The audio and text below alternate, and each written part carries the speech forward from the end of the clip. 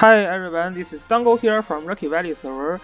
In this video, I'm going to talk about my account update and my future plan for Apex Arena and the next PvE boss, which should be the Splendor. Yeah, this is going to be a very annoying boss. So for now, the characters that I'm farming is Tiarius. My Tiarius is still not 6-star yet, although she should be pretty close. And I'm also farming Yulia. Yulia is like still like 100 stars away around. And then I'm also farming the other character. Oh, the other character uh, is Iris. No, it's Luna. Yeah, I need to get Luna because I recently just got Cursed Lance. Actually, just got Cursed Lance today from the Dragon Run. So finally, my Luna can be used in the real PvP battle. I was using Luna as a bet in recent weeks. I never actually picked her, but maybe when I get the Cursed Lance ready, maybe I will be able to use Luna. And yeah, so after these three characters, I'm going to farm my Iris to 6-star. I'm going to farm the Gizlov to 6-star. Yes, although I still use Gizlov a lot in PvP, but he's never 6-star. He is always like 5-star for a very long time now. And then when I have time, I'm also going to farm Angelina. Yeah, probably I'm not going to finish Angelina by the end of season 2 because season 2 is pretty fast, but Angelina is getting a very strong 3-cost skill in season 3, and she is one of the characters who can use Unicorn. Unicorn is the best troop to to kill tanks. So Angelina is going to be one of my future projects. Yeah, her 3-cost skill is definitely very strong. So yeah, this is my farming plan. And when Yusuke and Yulia comes out, I should have more than enough watchers to summon a few Yusuke and and also Haley later. So that's the farm plan, and yeah, so this is the plan for Apex Arena basically. I also am building some characters for the next Asian call, which is going to be very hard for me because the next faction is going to be Empire and Strategy faction, and I have never been an Empire and Strategy faction player.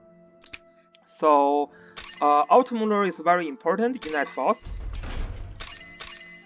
I'm trying to get my Automuller ready for that boss. So right now I'm still missing like yeah, I'm still missing a few keys. I think I will have enough key next week, and then I think I'm stopping his Heartbound at level 4 because I need to save enough material for Yulia.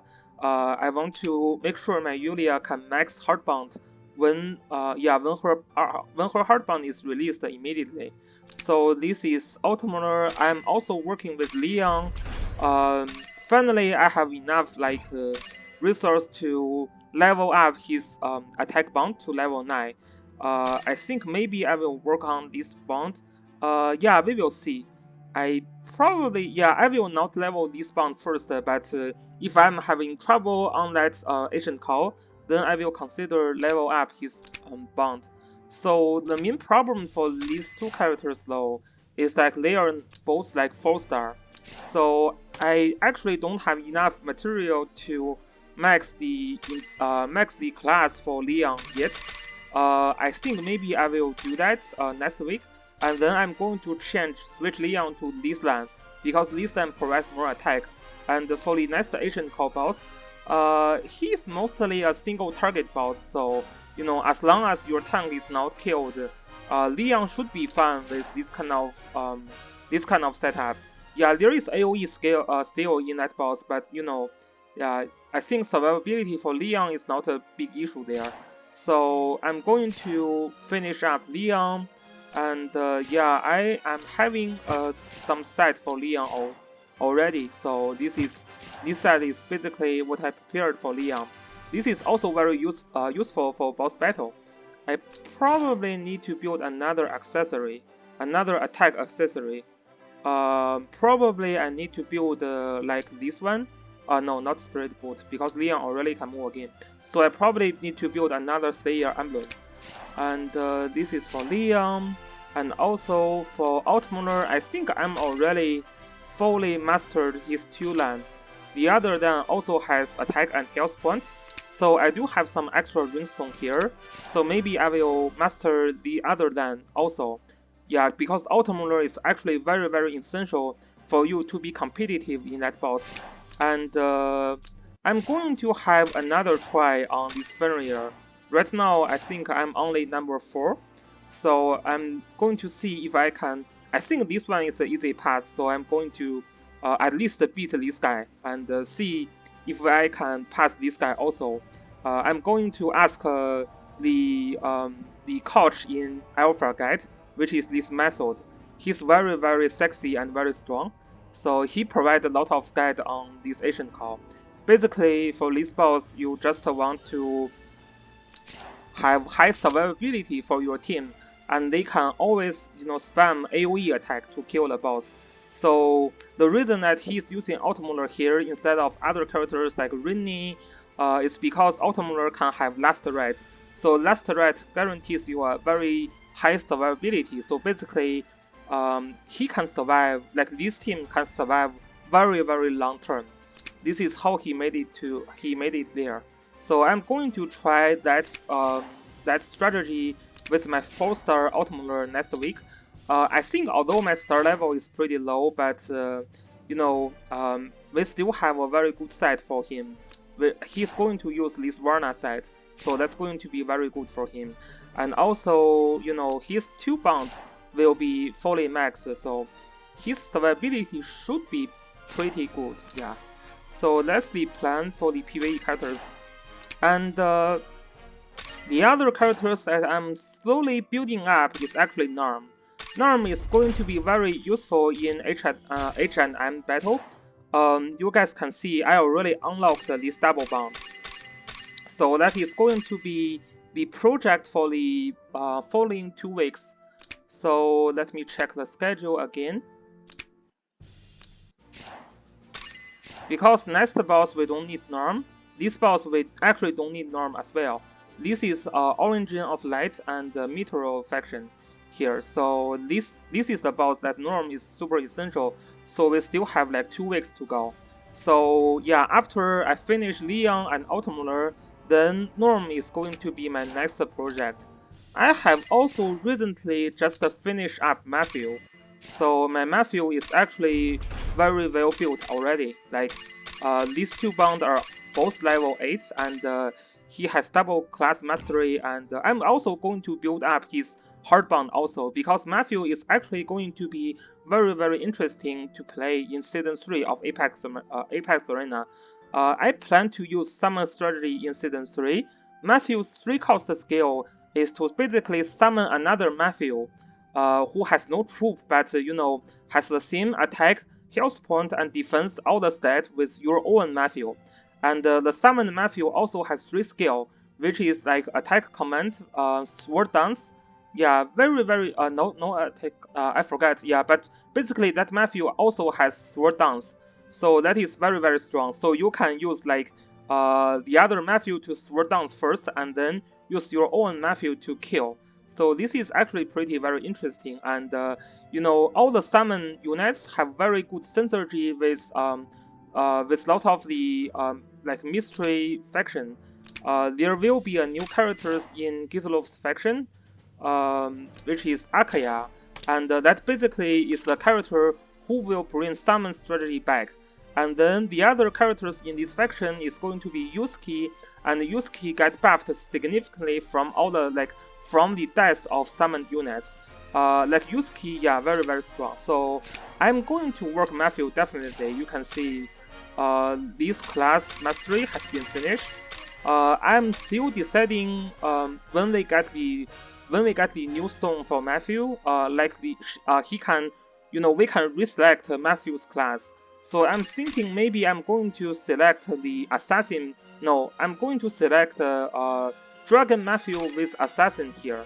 So he will have one assassinate skill that can ignore the tank, so which is going to be very useful. So this is my plan for Matthew, and yeah, that's basically some of the units I'm working with.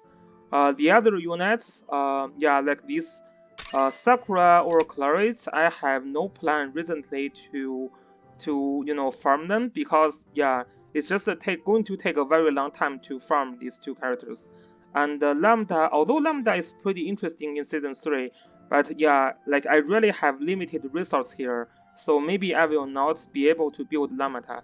So depends on the future like focus banner, which will introduce a new mechanism to exchange shards. So maybe I will have a chance to build Claret and Lamata, but I will really need to see how my summons goes. If I'm super lucky, I have additional summons on this banner. Maybe I will try my luck, but right now I have no plan to build these two characters. The other characters are yeah Lanfont. So actually, Lanfont is a character I probably I probably need to build him. Yeah, like I'm not super ready, but if you want to get very high score in the second round, I believe a good Lanfont will actually be very helpful. Like even if you check the first Asian Core boss or the Asian Beckoning boss, this Nidhogg, actually Lanfont is very good here. Lanfont is very good in Sleipnir also. Yeah, it's just that I don't have extra resource now to build him, but Lanfont is actually very good here. So maybe I will build up Lanfont slowly later. So these are the future plans, and so I'm also going to cover a little bit about the Apex Arena strategy this week. So for the past week, yeah, this week basically I played like how many games? I played 1, 2, 3, 4, 5, 6, 7. Yeah, I played only 7 games this week. Mainly because I know still, people are still climbing, so I don't really want to be the gatekeeper. So I like all these games you guys can see I played all these games today. So basically, and most of the game I played, they are already in the aggressor level. This game I lost to royally and I won the other games. So basically, this game I lost royally because I miscounted my characters when I tried to rush royally. So that was a sad loss. I think I could have a chance to win royally also, but yeah, that was like I miscalculated. So that's my bad. But this week so far, some strategies were pretty strong, I would say. So one of the strategy that is very strong is like Leonhard Rush. So Leonhard, because of the secondary enchantment, becomes very strong in last week and this week. And I think he's still going to be relevant the following week, although he should not be as useful as this week, because the next week we are going to have the enchant stone for like mage. Yeah, for mage. So Leonhard can kill a lot of mage with double AOE this week. He will not likely to do that, to do the same thing in the next week. But he's still going to be pretty threatening, and still Leonhard is the best, AOE character in this game. And right now you can still use summon strategy, and summon strategy if you can have move again, and if you can have like multiple AOEs in one turn, you can still kill your enemy. So in that case, Leonhard is still one of the top choice. The other characters that was very strong in, like the other strategy that was very strong in this week is basically stall strategy. So basically you pick Juggler and Landius and also maybe Bernhard. So Landius and Bernhard has this double ruin to protect your whole team. So that is actually a very strong strategy. Out of like for the 6 games that I win this week, I think 3 of them I used that stall strategy. So stall strategy is going to be very relevant for the whole season 2. Especially in the later weeks, stall strategy is going to be very useful. So, but you should still try to, although it is quite boring, but you should acknowledge that it is very useful and use it. And the reason that stall strategy is very useful is because, this week we already get the stone for cavalry, so that means like land use has all the enchants, and also for like aquatic unit or the water unit, which is juggler. So you can also level up juggler. So this week basically both land use and juggler is very strong and very hard to kill. As long as you pick like 2 healers and then you have these 2 tanks, you already win the battle like 50%. All the other thing you need to do is to try to block your enemy, from the like center area, so that your units will remain in the center area in the end. So in this case, even you're a P1, you can still use stealth strategy to win. Actually, I win one of the game as P1 and I played stealth strategy. So that is very, very strong. In the coming weeks, because the mages will get all the stone, so that means Rachel, Lana, and Basil is going to be pretty annoying as well, especially Basil. Basil is very strong. He can both summon and do AoE. So yeah, this is just something to watch out. This week, Rachel is not very strong. If like Throne is triggered, Rachel will probably kill herself when attacking, like to like land use. But next week, when Rachel has all the enchants, maybe she will be able to survive even Throne is triggered. So we need to be like careful. This is a very, very interesting period. This is like a transitional period. So only like players who can catch up all the changes and make adjustment in pick and ban accordingly can win the Apex Arena battle. So this is like actually more interesting than I thought. I was thinking that maybe season 2 is just a transitional season and it is Game of Whales, but it turns out to be not terrible. Especially now we still have like multiple choice. We can still rush, we can still do stealth strategy, we can still do summon, and we can do the standard tank push. So the strategy is still versatile, and basically players who have better understanding will win the game, and also better RNG as always. So this is basically I want to discuss everything. So I would say for the next week it's going to be even harder for you to win any battle, just because more of the characters will get their secondary stone. So that's something to be watched out.